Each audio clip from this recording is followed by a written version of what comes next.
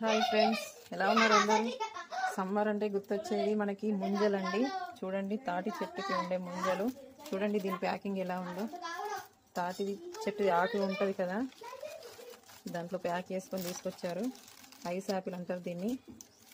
చాలా బాగుంటుంది టేస్ట్. పైన పొట్టు తీసేసుకొని తినాలి. ఇంకా లోపల ఇలా ఉంటుంది.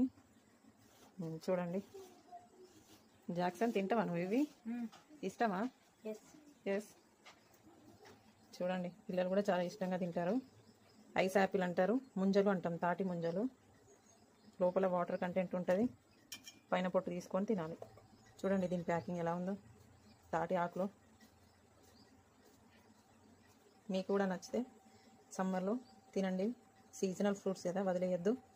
ఏ కాలానికి ఆ కాలం ఫ్రూట్స్ తింటే బాడీకి మంచిది, బాగుంటుంది.